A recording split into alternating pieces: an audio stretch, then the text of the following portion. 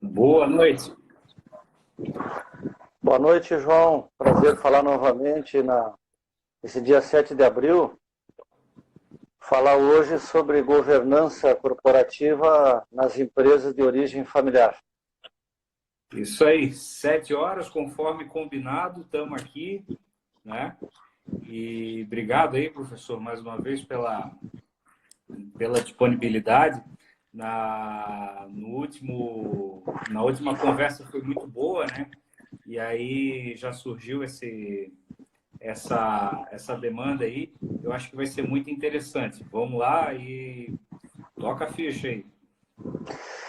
João, então, conforme a gente combinou, o tema, a falta da governança corporativa nas empresas familiares.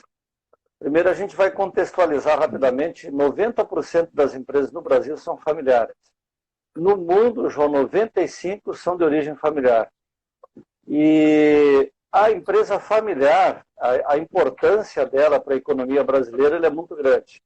Só que eu acompanho nesses últimos quase 40 anos, todas as empresas de origem familiar que elas não passaram por um processo de profissionalização, todas elas quebraram. Na região nordeste da Serra Gaúcha, foi feita uma pesquisa, 52% das empresas de origem familiar não tinham se preocupado há 2 anos atrás ainda com o tema da sucessão na empresa familiar. Isso na Caxias do Sul e região, que é considerado o segundo polo metal mecânico do Brasil. E aqui em Pernambuco, João, assim como aí em Santa Catarina, a gente sabe que as empresas, a contribuição da pequena empresa, que é familiar, é muito grande. Então, sim, a gente quer na noite de hoje, alertar todos que estão, e eu estou vendo aqui na nossa audiência, já temos aqui o Tiago Figueiredo, que é aqui de Pernambuco, a minha ex-aluna, a Iriane, a minha namorada Joana também acompanhando, vários ex-alunos aí, amigos do Brasil inteiro acompanhando sobre esse tema. Foi feito um estudo pela Dom Cabral, João, há uns anos atrás. A Dom Cabral levantou que o motivo que mais quebra empresas familiares no Brasil é exatamente não fazer esse processo da sucessão. Então, a empresa familiar, João, ela é composta por irmãos, pelo pai, pela mãe, por tios, por primos. Essa é a constituição que mais predomina no Brasil e no mundo. Então, tu deve lembrar de várias empresas de sucesso aí em Santa Catarina, que são familiares, com mais de 50, 100 anos. E tu deve ter acompanhado... Vamos lá. Antes da gente seguir, quem quiser fazer pergunta, né? O professor tem aquele botãozinho com ponto de interrogação do lado do comentário, tá? Bota a pergunta ali que a gente toca aqui, tá? Para a gente poder fazer um negócio bem interativo, né? E já agradecer a presença de todos. Tem empresários aqui, o Davi, o Rui, tem o Rudo, o Felipe, eu vi, que é engenheiro também, tem uma família já que há 2 gerações já está trabalhando nesse setor. E realmente aqui a gente tem vários casos, né? Então vamos seguir aí para a gente poder trazer bastante coisa boa. Tranquilo, João. Então a gente fica à disposição para as perguntas, que o objetivo é fazer um bate-papo. Então a empresa familiar, João, ela exerce uma importância muito grande na economia brasileira, em função que a pequena empresa ela representa em torno de 70%, 80% das empresas no Brasil. Então essa pequena empresa de origem familiar, constituída pelo pai ou pela mãe que iniciou lá na garagem, no porão da casa, como se diz no Sul, né? Uhum. Já tem uma pergunta aí, João, se tu puder ler, daí eu vou preparando a resposta. Deixa eu ver aqui, peraí. Foi feito o que o senhor aconselha para que a sucessão seja feita, né? Bom, o que é mais importante para que a sucessão seja feita? Os fundadores, João, eles têm que querer fazer esse processo de sucessão. Não é muito fácil para o pai ou para a mãe ou para os tios que fundaram uma empresa, eles fazerem essa passagem de bastão, né? Então, sempre essa sucessão, o nosso que está assistindo aí, ela tem que ser feita enquanto, o que é o ideal? É enquanto estarem vivos os fundadores, ser feito todo esse processo de sucessão. Como que a gente faz isso? Vamos bem para a prática como é que a gente faz isso. O ideal, e a gente acompanha um erro às vezes que acontece, o ideal é que os fundadores, eles perguntem se o filho ou a filha querem ir para a empresa de origem familiar. Sim. Esse é um erro muito grave. O pai e a mãe, na maioria das vezes, João, na melhor das boas intenções, eles às vezes levam o filho ou a filha para a empresa de origem familiar, mas eles nem perguntam se o filho quer. Às vezes o filho tem outros planos, tem outros projetos, e ele vai ser um elemento dentro da empresa frustrado, ele não vai contribuir para a continuidade do negócio, né? Então, como é que a gente prepara isso? Os fundadores têm que querer fazer esse processo enquanto estiverem vivos. O caminho que eu mais acompanhei nesses quase 40 anos, João, que sempre dá certo, é conversar com o filho para ver se ele quer entrar na empresa familiar. Segundo, o ideal seria ele trabalhar em outras empresas antes de vir para a empresa de origem familiar. E pode ser que ele nem tenha vontade de vir trabalhar na empresa do pai ou da mãe. Agora, se o pai ou a mãe conversa com o filho ou a filha e eles decidem ir para a empresa de origem familiar, o processo, João, é feito a melhor maneira de fazer esse processo todo é que ele passe por todos os setores da empresa, por todos os setores da empresa. Se quer fazer uma sucessão mal feita, é levar o filho ou a filha para dentro da empresa, ou um parente, e já de cara dar cargos para ele. Não. Primeiro, ele precisa conhecer o negócio. Segundo, durante esse processo, ele tem que ter formação. Ele tem que ser competente para exercer no futuro algum cargo dentro da empresa, né? Depois, na parte jurídica, os fundadores precisam criar um acordo de sócios. Eu lembro aí um excelente exemplo aí de Santa Catarina, que eu uso o balanço na sala de aula, que é o caso da VEG. A VEG, fundada no ano de 1961, ela já no ano de 1976, ela já tinha um acordo de acionistas prevendo quais são as regras para a entrada dos herdeiros dentro do negócio. Então, aí vem uma questão aqui, o professor falou muito bem, né, a respeito principalmente desse processo sucessório, porque eu acho que uma frase que a gente tem que botar bem, né, o sucessor ele tem que querer participar, né, e o que a gente observa em muitos casos é aquela velha metáfora do pai rico, do filho nobre, do neto pobre, muitas vezes por conta disso, né? Exato. E o que a gente observa num cômputo geral é uma confusão muito grande entre família e empresa, tratando a empresa como parte da família, não tratando de maneira profissional. Mas como é que o professor... Isso é uma coisa muito da nossa região aqui, ou onde o professor anda no Brasil, isso acontece? Isso acontece, João, no Brasil inteiro. É necessário separar o CPF do CNPJ. Outro problema na empresa familiar é limitar os gastos com o prolabore. João, o Rui Neves, ele colocou aqui, conheço bem o tempo. A primeira geração, 100% trabalha muito e ganha dinheiro. A segunda geração, 50% trabalha muito e ganha dinheiro. A terceira geração, 10% trabalha. A quarta, acaba tudo. Perfeito, Rui. 30% das empresas no Brasil chegam na segunda geração, 5% na terceira, 1% na quarta geração. É o ditado, pai rico, filho nobre, neto pobre e o bisneto revoltado. Exatamente isso que acontece. Então, João, o problema na empresa familiar, primeiro, tem que separar. É difícil na empresa familiar, João, por isso que ela precisa passar por um processo de profissionalização. Depois que o herdeiro entra na empresa familiar, sempre é recomendável mesclar na empresa familiar pessoas que venham de fora,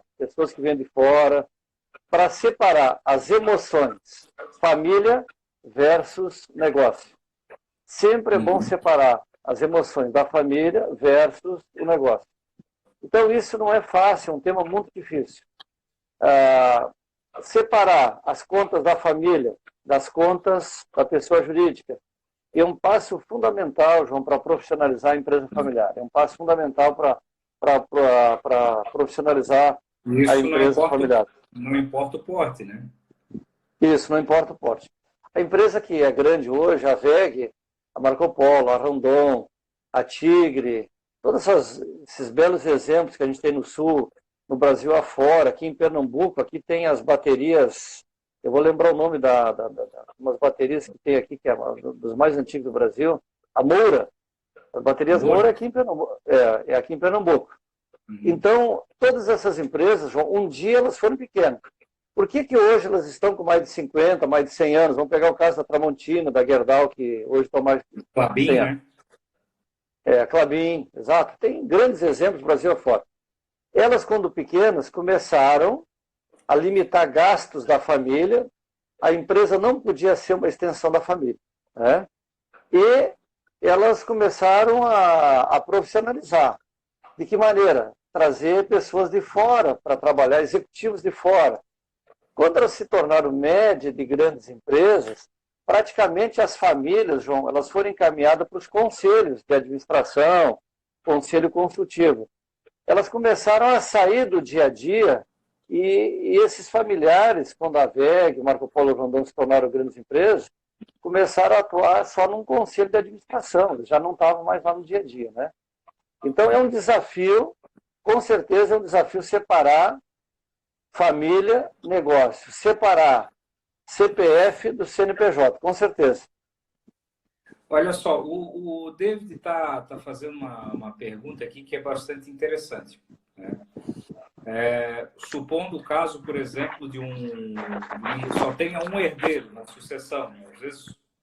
Às vezes uma empresa que é de uma pessoa e essa pessoa só tem um filho único e esse filho único ele não quer assumir. Qual que é a orientação a se fazer nesse caso?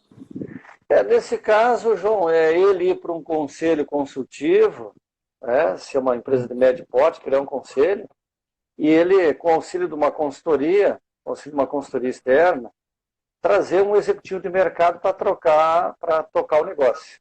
Eu estou vendo aqui que está nos acompanhando aí, João, uma grande figura aí de Santa Catarina, que é meu colega na Fundação Getúlio Vargas, que é o professor Andrei Beber. Um abraço aí, o Andrei, nosso colega aí da Fundação Getúlio Vargas aí. Andrei, grande figura. Então, assim, e quando a empresa só completando, João, então, se ele não tem interesse de assumir negócio, ele tem que contratar um executivo de mercado, esse executivo mensalmente fazer a prestação de contas, né? É outra coisa que a gente comenta muito na sala de aula, que confiar é bom, mas conferir é melhor ainda. Todo mundo tem que prestar contas. Um dos princípios da governança corporativa é a accountability, no caso, né? Então, esse familiar que não quer estar lá no dia a dia, ele tem que contratar pessoas de confiança dele e mensalmente ele ir na empresa e ver essa prestação de conta, no caso, né? Ele não pode abandonar o negócio, ele tem que ter pessoas de confiança, no caso, né? Sem dúvida. Ô, professor, agora é muito importante a gente, aqui né, tem muito profissional liberal, às vezes, ou empresários de empresas de microempresas, né, que a opção, talvez, de uma contratação de um executivo, ela se torna praticamente inviável, né? Certo. Aí eu pergunto, nesse caso, geralmente as pessoas têm um funcionário da confiança, por exemplo, ou alguém que transitou por aquele caminho por muitos anos e está ali, né? Às vezes a fundação, a transmissão do comando da empresa não envolve, às vezes, a entrada de uma outra pessoa na sociedade para buscar perpetuidade e o crescimento dessa empresa? Claro, também é uma outra opção, João. Eu tava também aí relembrando alguns casos que eu acompanhei no Rio Grande do Sul, Santa Catarina e Paraná. Alguns casos, essa pessoa que não tinha interesse em continuar tocando a empresa familiar, eles venderam a empresa familiar, no caso, né? E, claro, aquele funcionário antigo que está lá há 20 e poucos anos, que seria o braço, existe a opção de torná-lo sócio, vender uma parte da empresa para ter uma continuidade do negócio. Um dos princípios de qualquer negócio, João, a princípio é ter uma continuidade, continuar no mercado, vendendo produto ou prestando serviço. Né? Com certeza.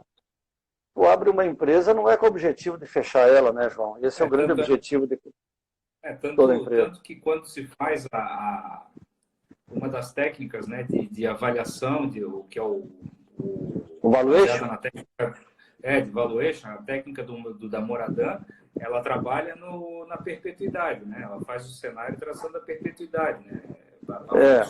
Enfim. Agora, eu pergunto, porque a gente tem muito exemplo aqui, né, na nossa região.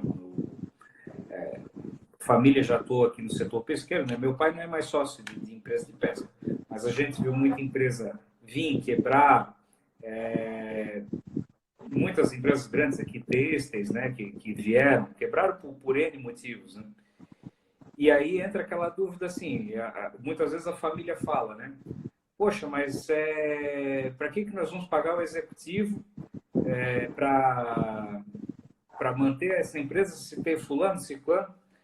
Agora, por outro lado, às vezes é melhor pagar para a pessoa não pisar lá, né? Eu tenho um cliente, João, que ele tem um filho que ele paga para o filho não aparecer na empresa. Por quê? Porque ele não tem gosto pelo negócio e na avaliação feita por mim e por outras pessoas que trabalham com governança corporativa, ele não tem o perfil do negócio. Então, tem situações que até é interessante pagar para esse familiar não aparecer no negócio. Eu fui visitar uma outra empresa no estado de Santa Catarina para fazer uma avaliação do conselho de administração dessa empresa, e os 4 filhos do fundador, eles estão no conselho de administração. Eles recebem dividendos e a empresa é tocada por executivos. Eles optaram em não trabalhar na empresa familiar. E é uma empresa, João, que fatura 10 milhões por mês em Santa Catarina. Só para você ter uma ideia. João, o Gilson, o administrador Gilson, ele diz assim, professor, quando a empresa familiar contrata um profissional para acomodar o financeiro e a própria família não busca se qualificar, quais os riscos que a empresa pode ter? Quando tu contrata alguém de fora, João, que nem tu estava comentando, às vezes, sempre é interessante mesclar família e profissionais de mercado. Por quê? São visões isentas ao negócio, não tem aquela emoção da família, no caso, né? E aqui o Gilson, quando ele fala que a própria família não busca se qualificar, um dos passos para a família continuar no negócio, João, é ter qualificação, né? Porque nenhuma empresa ela pode continuar no mercado sendo tocada por pessoas sem preparo profissional. Antigamente, lá na década de 40, de 50, quando tinham poucos concorrentes, a gente ouvia muito a palavra: aquela empresa dá certo porque o dono ele tinha um feeling muito bom para o negócio. Esse feeling do dono, que a gente respeita, ele tem que ser somado nos dias de hoje com qualificação, com formação, com cursos técnicos, no caso, né? Se a família não se qualificar, João, o ideal é que esses familiares não atuem dentro do negócio, porque daqui a pouco não adianta gostar do negócio familiar e o filho ou a filha não terem competência profissional. Daí vai começar a dar choque com essa pessoa do financeiro, com essa pessoa do RH, com o comercial. Isso a gente vê, João, diariamente essa situação, no caso, né? Diariamente a gente vê essa situação. O conflito de alguém que vem de fora, que é extremamente qualificado, e alguns familiares que optaram em não ter uma qualificação. E aí eles, durante as reuniões do conselho, vem aquelas perguntas: mas a gente sempre fez assim, mas deu certo. Tudo que a gente fez numa empresa, no dia de ontem, não necessariamente vai dar certo no dia de hoje. Passou o tempo que a gente não tinha concorrentes. Hoje, tudo diariamente tem que ser repensado no negócio. Ainda mais num período desse de crise, no caso, né, João? Agora que é o momento exatamente de ver quem da família tem condições de continuar tocando o negócio ou não. Exatamente é um momento de reflexão. Eu tenho um caso aqui no lado de onde eu moro, existia uma padaria que ela funcionou, que a gente está falando, claro, de negócio de maior porte, mas a gente tem que lembrar que tem negócios que continuam no nível da microempresa muitas vezes muitos anos, né? um exemplo clássico são padarias, né? Às vezes que perpetuam por gerações, mas é aquele núcleo que toca. A gente teve uma Exato. padaria aqui que funcionou de 1941 até 2018. Aqui Desculpa, João. Oi? Tá me ouvindo? Estou te ouvindo. Ela funcionou, a padaria funcionou? Ela funcionou de 1941 até 2018, né? E ela foi sendo tocada. Claro que aí existe um processo, e essa é uma dúvida que eu queria que o professor trouxesse a reflexão aí, porque muitas vezes financeiramente até o negócio se toca, mas aí você começa a ter um envelhecimento de mentalidade e uma opacidade das coisas, né? Ou a geração nova às vezes quer trazer alguma coisa, ou até quer profissionalizar. Às vezes, a gente não pode também só botar na conta do herdeiro, né? Claro, claro. E a geração antiga né, vem com aquela coisa de que foi sempre dessa forma, né? Como a gente está falando. Em empresas maiores, o impacto costuma ser mais dramático. Mas quando a gente fala de empresa, de micro, pequena empresa, como é que a gente faz essa transição respeitando também as tradições dos antigos, né? Essa transição. Claro. Porque esse é o grande desafio, né?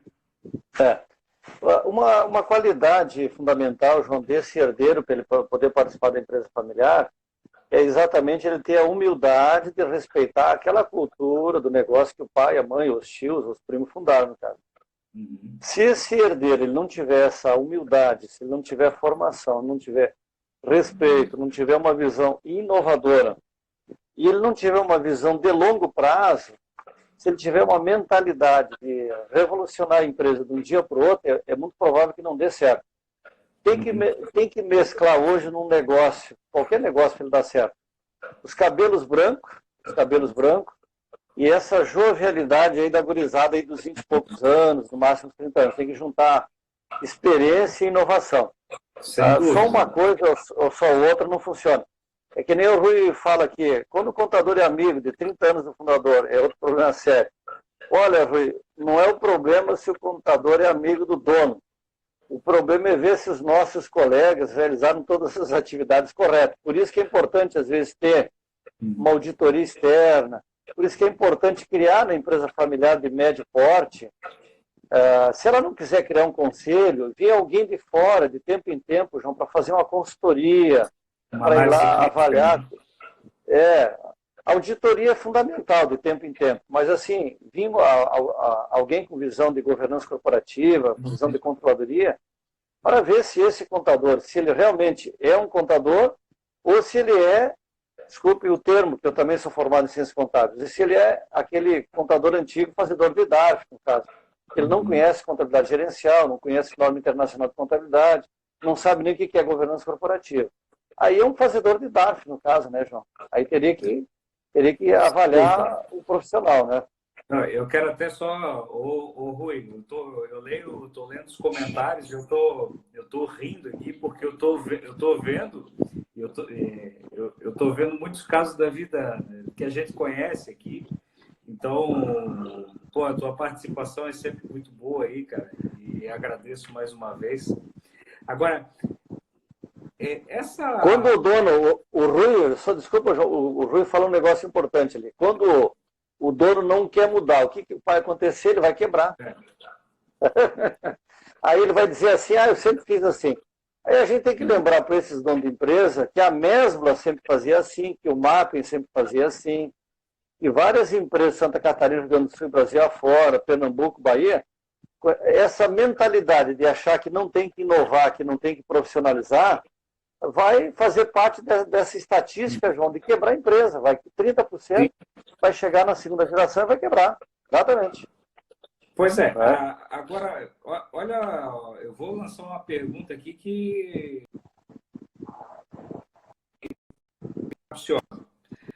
muitas vezes a geração atual, a geração que está no comando, ela fala, eu fui sempre assim, eu sempre fiz assim, as coisas são assim, tudo bem, né? A geração nova pode enxergar alguma coisa nova. Ou enxerga que vamos dizer, o navio está indo direto no iceberg, né? Exatamente. Só que até chegar lá no iceberg vai ser o tempo que talvez o patriarca já não está mais lá. Ele Ou tá, ele não quis ouvir, ou ele não quis ouvir, né? ele tem uma bomba relógio ali pronta para estourar, mas não vai estourar na mão dele, propriamente dito. Certo. Como é que dentro desse espírito de cooperação, de racionalidade, não importando o porte, sendo às vezes a padaria da esquina ou pode dentro ser uma grande corporação, como é que se prepara para se escapar desse tipo de coisa? Olha, João, aí entra uma regra da vida que a gente deveria se cercar dentro de uma empresa, que nem na família, de pessoas de bem. Sempre o fundador ou a fundadora, eles vão ter aquelas pessoas de confiança que às vezes o fundador ou a fundadora, eles não escutam o filho, mas escuta aquele funcionário que está lá no chão de fábrica, que tem amor pela empresa, ele tem paixão. Sim. Então, normalmente, eu vi vários casos assim que deu tempo do dono ou a dona, no caso, e o dono ou a dona, no caso, João, ouviram de outras pessoas que precisavam dar um realinhamento no negócio. E isso fez com que evitou-se de se quebrar uma empresa, né? Então, aí é aquela questão também de a capacidade número 1 que Jesus Cristo veio nos ensinar, que se chama humildade, no caso, né? Ouvir as pessoas. O maior ativo dentro das empresas é as pessoas. João, olha que interessante aqui que o Rui colocou aqui, ó. Ele colocou aqui, quando quer contratar um profissional e não quer mostrar as contas, e diz, o caixa é meu, deixa comigo e vai trabalhar para lá. Rui, aí é um problema no caso, né? Porque se tem sócios, tem que ter transparência no caso, né? Quando alguém não quer prestar contas, é normalmente indício que tenha problema no caso, né? Uma frase que eu uso há mais de 30 anos, né? Que confiar é bom, mas conferir é melhor ainda, né? Todo mundo tem que prestar conta, né, João? Para ter transparência. Como é que tu vai criar um processo de governança corporativa? O primeiro passo é ter uma boa contabilidade e tem que ter essa prestação de contas, no caso, né? Tem que ter essa prestação de contas. Em alguns casos, a gente observa, principalmente quando tem mais vamos dizer, o negócio começa, às vezes, o casal e, vamos supor, tem 3, 4 filhos, né? Às vezes um filho vai tocar o negócio junto com o pai e os outros filhos acabam saindo, vão ter outras profissões, enfim, né? Isso é bastante comum, muitas vezes até porque a empresa às vezes não tem tamanho para abrigar todo mundo, né? Não tem nem tamanho nem função. Agora, como é que se constrói, né? Aí vamos falar de um exemplo pequeno, de um comércio pequeno mesmo, que não tem como ter conselho, né? Como é que se constrói uma governança que seja ao mesmo tempo simples, mas que tenha muito claro os papéis daquelas pessoas que ou são sócios ou serão herdeiros num momento futuro, né? Como é que a gente constrói isso? João, o primeiro passo é ter uma boa contabilidade. Tem que ter números claros, tem que ter prestação de contas mensal, a empresa tem que investir nas pessoas, em treinamento, tem que ter um bom fluxo de caixa e ela tem que ter um planejamento estratégico. Se ela ainda não tem formatação do planejamento estratégico, ela tem que trabalhar no mínimo com metas. Ela tem que ter metas, tem que saber aonde que a gente quer chegar. Tem que ter meta de faturamento, tem que ter meta de compra, quanto que pode ter de custo fixo da receita bruta da empresa, né? Ela tem que ter indicadores, né? Mesmo sendo uma empresa pequenininha, lá com 3, 4 funcionários, eu tenho que ter números. Eu não posso administrar uma empresa, João, no escuro. Então, o que entra aí? Uma boa contabilidade, um bom fluxo de caixa, controles básicos na área administrativa e financeira, na fábrica, e tem que ter gestão de pessoas. O maior ativo, a gente sempre lembra nas empresas, é as pessoas. Uhum. É importante a gente, quando fala de governança, a gente não está falando de documentos, documentos sobre documentos. Ter coisas que sejam compatíveis, né, com o tamanho da empresa, mas que sejam cumpridas, né? Então, planejar, entender, ter uma contabilidade em dia, né? Visão Saber de para onde longo é que está prazo, indo, João, é outro problema. Exatamente. Essa né? falta de visão do longo prazo, não saber onde é que ia chegar, é quando a empresa, às vezes, ela é constituída e ela começa a atender mais os objetivos da família e não os objetivos do negócio, no caso, né? Esse é um problema, viu, João? A gente, Eu, Pode falar, João, desculpa. é, a gente tem muitas. O Brasil tem uma tradição de ser uma nação de pequenos empreendedores, mas muitos começam por uma necessidade, né?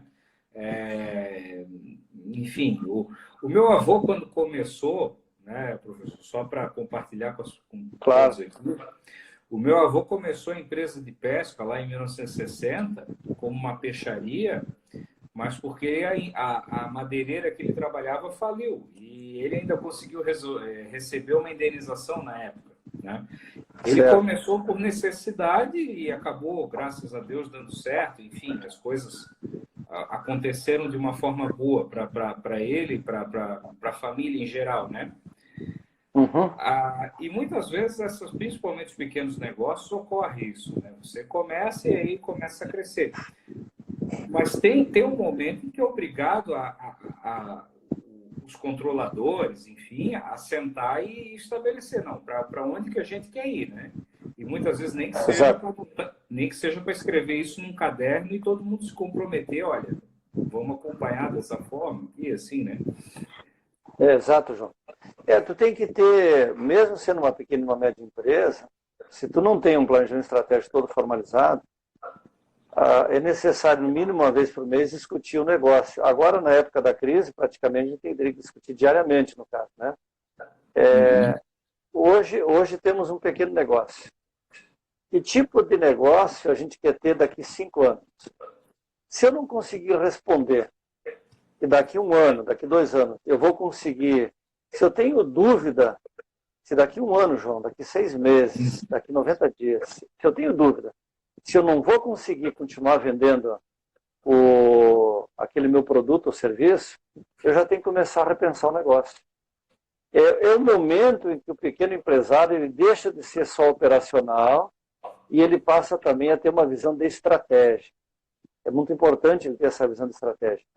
Porque o negócio ele sobrevive, João, com geração de caixa. Como tu falaste antes.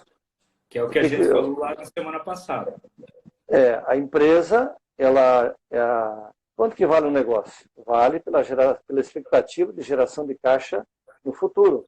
Hoje eu posso estar com prejuízo, mas ela tem expectativa de geração de caixa no futuro? Beleza. Se ela não tem, João, o negócio ele precisa ser repensado. O concorrente está ali no dia a dia, esperando a oportunidade de entrar, e a gente não pode perder esse tempo com isso, né, João? Isso aí. Tá? Então tem que sentar, João, e fazer o dever de casa. O que é o dever de casa? Conversar sobre estratégia, melhorias do produto. Alô? Acho que deu uma estabilidade aqui. Pô, é muito... Oi. Professor, pode repetir? Eu acho que falhou um pouco o sinal aqui. É muito importante que o fundador ou a fundadora, João, eles não tenham vergonha de continuar sendo os eternos aprendizes. Participar daquele curso lá que a CDL da cidade organiza, que a Associação Comercial de Itajaí, ou lá de Blumenau, onde mora o nosso amigo Andrei, aqui em Recife, onde mora os meus amigos ali, a Lide e o Diego, quer dizer, em cada cidade, o Sebrae, o pequeno empresário ele tem que se conscientizar que ele tem que buscar conhecimento. A minha namorada, que tem um salão de beleza, ela precisa continuar fazendo cursos na área dela para atuar nessa área de embelezamento. O professor Volney, a Eliane, o João, todo mundo tem que continuar participando de cursos, no caso. A gente tem que continuar se qualificando, porque o mercado está muito rápido, né, João? A gente tem que continuar buscando conhecimento. tudo está muito rápido, né? Alguns se E acomodam. essa quarentena era oportunidade, né? A crise para de uma certa oportunidade. forma, a Por exemplo, oportunidade João, de sentar, né, e colocar as coisas no papel, né? Colocar no papel. Quem não está vendendo pela internet tem que repensar o seu processo de venda, porque a gente pega um exemplo de uma grande empresa chamada Lojas Renner. No ano de 2018, se me falha a memória, a metade do faturamento das Lojas Renner foi pela internet. Aquela loja que hoje é considerada a número 1 no ramo dela no Brasil, que a gente tinha aquele hábito de ir lá com o carnezinho parcelado para pagar toda semana, ela se adequou a essa nova tendência da venda pela internet para ela não quebrar, né, João? Ou se adapta ao mercado ou quebra, né? O mercado, ele determina essas alterações. A sala de aula, se tu não vai dar aula presencial, tu vai ter que dar aula via online, no caso, né? Via online, não adianta. É se adaptar a esse novo cenário que está mudando, João, diariamente, não é por ano. Lá na década de 70, o conhecimento, ele mudava a cada 50 anos, ele dobrava a cada 50 anos. Hoje é diário, as coisas mudam diariamente. O comportamento do consumidor, João, ele muda diariamente. Né? E para quem... o que a gente poderia dizer para quem está aí escutando a gente e que vamos dizer, vai sair dessa live e vai pensar o seguinte: tá, quero fazer um planejamento sucessório, né? Que nunca conversou de repente sobre o assunto da empresa. Nunca conversou sobre o assunto com os filhos, enfim, ou se às vezes não tem filhos, tem alguém. Qual que seria a dica para a gente, assim, olha, o primeiro passo é esse? O primeiro passo é sentar para conversar, João, de forma profissional, de forma harmônica, ver se entre os sucessores, se já existe um consenso de quem seria o sucessor na empresa. 70% das empresas familiares no Brasil, elas desapareceram por conflitos familiares. Entre aspas, brigas pelo poder de quem vai assumir essa sucessão, no caso. Né? Então, a dica número 1, tem que sentar, reunir os fundadores, ver qual é os projetos que eles têm para o futuro, sempre lembrando que a gente nunca pode aposentar fundador. O fundador, ele deve integrar um conselho de família, um conselho de administração, um conselho consultivo. A gente tem que respeitar a história do pai, da mãe, dos tios, dos primos, dos parentes que fundaram aquele negócio. Né? Tem que sentar. E é interessante, João, que venha alguém de fora para ajudar na escolha desse processo da sucessão, para o processo ser feito de forma isenta. É muito importante vir uma consultoria de fora para poder participar desse processo, para avaliar o herdeiro. Porque daí o pai ou a mãe... Até porque ajuda a tirar do patriarca, né, esse peso. Né? Exato. O patriarca ou a matriarca não ficar aquela responsabilidade, olha, ele é o queridinho do papai ou ele é a queridinha da mamãe. Não, tem alguém de fora, que de forma profissional avaliou o perfil, formação, equilíbrio emocional, paixão pela empresa, habilidades, competência, uma série de itens para ver se ele realmente tem condições de nessa passagem de bastão, que deve ser feita, João, em passos lentos. A gente conhece empresas de capital aberto e esse processo durou quase 10 anos, quase 15 anos. Não é uma coisa de um dia para outro. Por isso que tu levantaste uma coisa fundamental.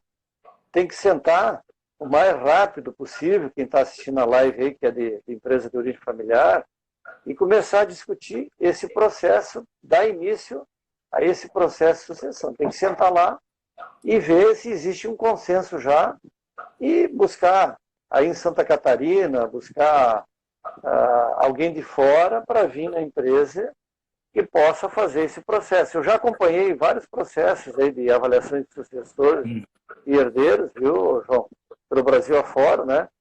E a vantagem da gente participar junto com outros colegas consultores é que o processo ele se torna isento, como tu falaste, não é o pai ou a mãe que escolheu. Houve um consenso da consultoria que veio de fora e avaliou quem estava em melhores condições, né? E uma pergunta, tem algum caso de alguma companhia dessas familiares que a gente possa lembrar que talvez uma empresa que tivesse muito bem, obrigado, está andando, e que ela quebrou justamente por esse exemplo de uma transição desastrada ou de um falecimento, de falecimento súbito do fundador, ou a geração seguinte não estava preparada e aí botou os pés pelas mãos? Tem algum caso emblemático assim que o professor pode lembrar? Olha, João, eu lembro aí de várias brigas societárias no Grupo Pão de Açúcar. Eu lembro lá no Rio Grande do Sul, JH Santos, Incosul, vários casos que não deram certo no caso, vários casos, né? E a nível de mundo aí, a gente viu empresas que não acompanharam e não fizeram esse processo, o caso da Kodak, o caso da Xerox, várias empresas de grande porte aí que no meio do processo elas faliram, no caso, né? Exatamente por não ter um processo planejado, de forma ordenada, no caso, né? No caso assim do ano, vamos dizer, existe também uma questão que é o seguinte, existem as transições que são bem sucedidas e existem as práticas também que decorrem do dia a dia, né? A gente não tem aqui no meu bloco familiar, a gente não tem isso por escrito, né? Mas eu e o meu irmão, nós temos por hábito não viajar juntos, né? Sim, tem várias regras no caso, exato. A gente tem regra de não entrar no mesmo avião, essas coisas, assim, não tem nada planejado, mas foi muito na esteira do que ocorreu naquele voo da TAM, que passou a pista de Congonhas lá, em 2007. Sim. Isso, morreu vários empresários. O herdeiro da Cautabiano, que era... Os dois herdeiros da revenda Cautabiano, eles estavam naquele voo, né? E a família... O pessoal da Vipal também morreu nos fundadores, né, João?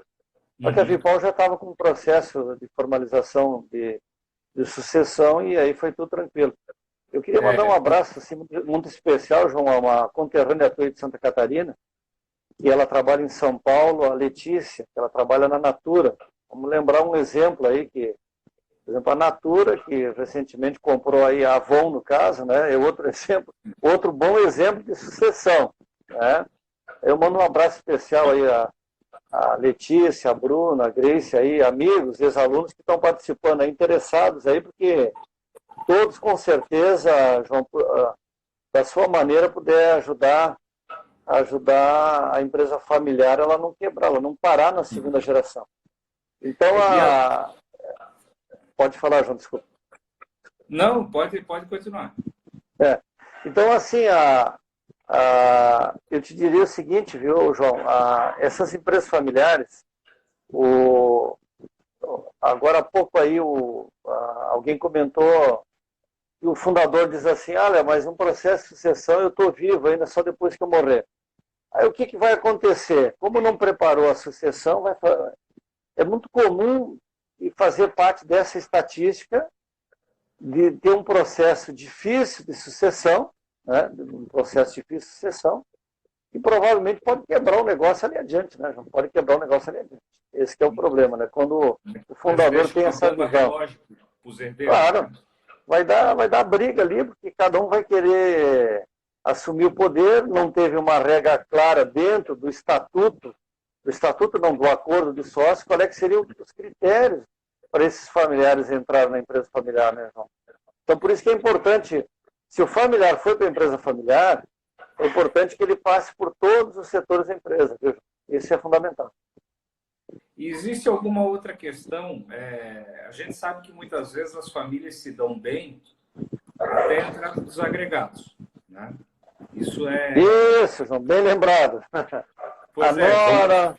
para a gente não perder, não esquecer, como é que lida com o agregado? Bom, o agregado ele tem que seguir a regra, né, João? A regra que todos deveriam seguir. Ele tem que ter uma avaliação. Não é porque ele é a nora, não é porque ele é o genro, que ele tem que entrar na empresa familiar. Primeiro, porque nem sempre o caixa tem condições financeiras de suportar todo mundo dentro da empresa, né, João? Uhum. Eu queria também, João, queria rapidinho também mandar um abraço para minha filha que está assistindo a live, a Cristina. Ela mesmo, sendo da área da fonoaudiologia, ela é muito interessada por esses assuntos de sucessão. Então, eu queria mandar um abraço e um beijo especial para minha filha Cristina, que está nos assistindo aí. Então, assim, João, os agregados, João, eles têm que seguir a regra normal. Se não seguir a regra normal, um dos motivos que levou a Eberle, em Caxias do Sul, o primeiro fabricante de talheres do Brasil, fundado em 1895 na cidade de Caxias do Sul, começar a falir num determinado momento, foi exatamente levar para dentro da empresa vários familiares que não estavam preparados para entrar no negócio. E esses familiares eram exatamente os agregados. Outro exemplo, na cidade de Caxias do Sul, foi o grupo SEB, que integrava a Alfred Hotel. O grupo Calil SEB chegou a ter um hotel até na Bahia, para ter uma ideia, em Salvador, João. E aí começou a entrar vários familiares agregados dentro do negócio e, em um determinado momento, quebrou. Houve esse problema aí. É mais comum do que a gente imagina, né? João, o pessoal às vezes diz assim, mas eu não vou discutir isso aí porque eu estou vivo ainda. Sim, mas a gente está vivo até quando? Por isso que a empresa, João, que ela tem uma visão de longo prazo, de perpetuidade, de planejamento, ela vai ter sempre um processo sucessório planejado. O processo da governança corporativa, o processo esse formal de ver quem é que vai tocar a empresa nos próximos 10, 20, 30 anos, e ela vai ter juridicamente lá o seu acordo de sócios, tudo planejado, a constituição de uma holding. Aí vai ter uma série de procedimentos de planejamento tributário também. Olha só, o David ele fez uma pergunta aqui bem interessante. Sobre a parte jurídica em caso de morte repentina e sem sucessores, como é que fica? Olha, tem que ver dentro da empresa, reunir os funcionários, ver quem é que conhece esse processo do dia a dia, para ver quem pode ser promovido. E com o tempo, se dentro da empresa não tem alguém preparado, a gente tem que sempre buscar no mercado, né, João? Tem que buscar no mercado. Mas tem que ter a prestação de conta para a viúva ou para o viúvo. Que é um caso, mais raro, né? Mas empresa sem sucessão nenhuma, né? João, eu comentei lá durante a live, no caso, na região que é o segundo polo metal mecânico do Brasil, 52% das empresas de origem familiar nunca se preocuparam com o assunto de sucessão. Então isso acontece mais frequente, João, do que a gente imagina. Às vezes talvez não seja tão divulgado, no caso por uma questão de estratégia, né? Sim. Mas aí tem que ver da empresa quem é que conhece o processo, promover alguém interno, ver se tem pessoas capacitadas internamente e, claro, ter auditoria, assessorias e consultorias externas para continuar acompanhando o negócio, né? E tem alguma... A gente, quando fala da VEG, da Klabin, né, são companhias aí, né? A VEG vai fazer seus 60 anos agora, a Klabin tem 120 anos, né? Mas são companhias... Tramontina, 120 anos também. São companhias de capital aberto, né? Então, elas estão na B3, elas têm por obrigação ter transparência, tem nível de governança, nível de governança corporativa. O professor podia trazer um exemplo de alguma companhia de empresa capital fechado, limitado, talvez não é grande porte, que é aquele exemplo de uma boa transição, de que está muitas gerações trabalhando já e que a coisa trabalha de uma maneira profissional? Algum exemplo assim, positivo para a gente? Olha, João, me lembrei agora do meu primeiro empregador, que a empresa foi fundada em 1º de outubro de 47, uma loja de comércio de artigos para caça, camping, pesca, lá na cidade de Caxias do Sul. Ela foi fundada em 47 para 2020, ela está com 73 anos de mercado. E ela tem em torno de 20 funcionários. Lá na cidade de Caxias do Sul, não tem problema dizer o nome, que é a casa, o nome, a razão social é Casa das Armas Caxias Limitada. E ela foi fundada lá em 1947. Eu sou muito grato a esse empregador lá, o Flávio Cassina, que atualmente é o nosso prefeito na cidade de Caxias do Sul. É uma empresa que tem 20 funcionários, menos de 20 funcionários. E lá tem a Sapataria Caxiense, é uma empresa limitada, são comércio de varejo, ela tem 70 anos também. Sapataria, 70 anos não, ela tem 90 anos, lá na cidade de Caxias do Sul. São 2 lojas que vendem sapato, masculino e feminino. 70 anos. Fizeram bem essa transição, estão lá sólidas, as gerações sendo tocadas, enfim. Empresas assim que eu percebo, João. Eu percebo, João, nessas empresas que um dos segredos dessas empresas, que eu fui testemunha, porque eu trabalhei dentro delas, pessoas de bem e deram oportunidade para mim, que com 16 anos de idade, de entrar na empresa como office boy e sair da empresa depois como contador da empresa 10 anos depois. Pessoas de bem. Pessoas de bem, que fazem o bem, que se preocupam com as pessoas, João, que valorizavam as pessoas, elas se perpetuam. Empresas que não valorizam o seu principal ativo, elas não vão muito longe. Elas não vão muito longe. No fim, volta aquilo que a gente falou na live passada, né? O maior ativo é o capital humano, né? Não tem outra forma. É o capital humano, é o capital intelectual. O maior investimento que a gente faz é no conhecimento das pessoas, João, na prática do bem. O bem, ele chama ações positivas, ele vai atrair coisas boas. Eu lembro do meu terceiro empregador, que ele usava uma frase muito interessante, que é a seguinte: Lisvonei, o empresário que é miudeiro, ele não vai para frente. O que é o miudeiro? É aquele miserável que ele paga lá só o aumento do dissídio coletivo anual. A empresa tem que implantar um programa de participação de resultado. Isso aí deduz do imposto de renda, valoriza o funcionário. O miserável, João, ele não vai para frente no mundo dos negócios. Não vai. Então, ele não vai. A gente pega lá na cidade de Caxias do Sul o exemplo da Rondon, da Marco Polo, da Frasle, várias empresas em Santa Catarina, aí a gente lembrou da VEG, da Tigre, tem muitos exemplos. No Paraná, né? A Ering aí também em Santa Catarina. Aqui em Pernambuco a gente lembrou das baterias Moura, vai ter outros exemplos aqui de empresa, vários grupos de origem familiar.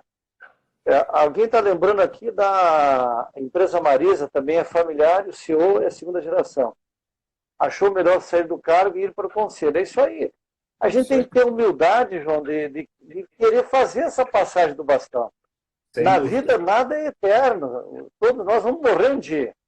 E tem que ter esse processo de sucessão. Né? Nós estamos chegando agora, vai ter mais ou menos 5 minutos, né, pelo tempo do Instagram. Na última vez o Instagram cortou a gente subitamente, até achei que ia ter algum alerta. E se alguém tiver alguma pergunta aí para fazer, a hora é essa aí. Se tiver alguma dúvida, quiser contribuir com alguma coisa, porque eu acho que esse é um assunto que é importante. A grande maioria, né, de nós, enfim, está aí como pequenos, né, microempresários. E o Diego tem uma pergunta aí. Manda aí. Vamos lá. Diego. Manda aí. E a gente, realmente, o que a gente quer é que possa, né, as empresas ter sucesso, né? Ó, meu pai quer que eu assuma empresa de pequeno porte. Vamos lá. É o Diego ou o João? Isso. O Diego ele tem que saber se ele gosta dessa empresa familiar, Se ele não gosta desse segmento que o pai dele fundou, ele tem que, de forma honesta, de forma bem simples, ele tem que chegar para o pai dele e dizer, olha, pai, eu tenho outro projeto, e tem que chamar alguém de mercado para ajudar o fundador da empresa, né, João? Ou vender o negócio. Ou Ele vender o até negócio. colocou aqui que o ditado diz o seguinte, para o novo surgir, o velho precisa dar espaço. Mas ele vai... 70% das empresas familiares apareceram no Brasil exatamente por essa briga de poder e não ter respeito a esse papel do fundador. No caso, tem que juntar forças, a experiência com essa jovialidade. A gente tem que ter humildade de reconhecer o papel do fundador ou da fundadora, João, e juntar forças. É isso que ele tem que fazer. Legal. O Diego tem que lembrar que ele não pode aposentar o fundador. No máximo, o fundador tem que ir para o conselho consultivo ou um conselho de administração. Tem que ser traçado em paralelo, né? É isso aí. Até o David falou aqui, para voltar novamente com esse tema. David, a gente quer voltar e reforçar sempre esses temas, né? E a live do Instagram aqui, ela limita 1 hora, mas vamos buscar sim retomar. Eu até quero ver se de repente eu ativo ali, eu tenho uma conta no YouTube para a gente de repente fazer. Eu estou buscando aprender isso aí, porque eu ainda vou ter que instalar uma solução aqui. A Eliane está botando os contatos aí do professor Volney Castilhos, tá? O celular também, né? Tanto o perfil no Instagram e entrar em contato com o celular, para que vocês possam também, se quiserem ter mais informações, aí, conversar diretamente com ele. Professor, a gente está se encaminhando aí para o final, suas considerações finais aí para nós. Eu vou deixar um abraço fraterno, um tríplice fraternal abraço a todos os amigos e amigas, ex-alunos aí do Brasil inteiro. Amanhã, a princípio, eu vou fazer uma outra live com a Letícia, lá de São Paulo, da Natura também, e lembrar a frase que o professor Volney é conhecido no Brasil inteiro: quem planeja tem futuro, quem não planeja tem destino. Um beijo no coração de todo mundo aí, João, obrigado aí obrigado pela oportunidade que tu deu de eu conversar contigo também aí. E a gente está à disposição aí para ajudar as empresas aí, para somar junto com as empresas. Legal. Eu agradeço aí todo mundo que veio aí, participou da live, e eu espero que possam participar sempre e a gente poder trazer esses conteúdos, porque eu acho que nessa época que é tão difícil, é isso que a gente quer trazer. Conteúdos legais e edificantes para todos. Né? Agradeço mais uma vez a todos e a cada um, e endossando, né, aquilo que o professor falou. Né? Quem planeja tem futuro, e quem, né, vive aí a mercê do destino vai sofrer com ele. Então, obrigado a todos. Vale a pena, João, fazer o bem e a gente socializar esse conhecimento. A gente sozinho, a gente não vai a lugar nenhum. Sim. A mão que está aberta para dar, está aberta para receber, né, professor? Isso aí. Um forte abraço a todos e uma boa noite. Uma boa noite. Obrigado a todos aí.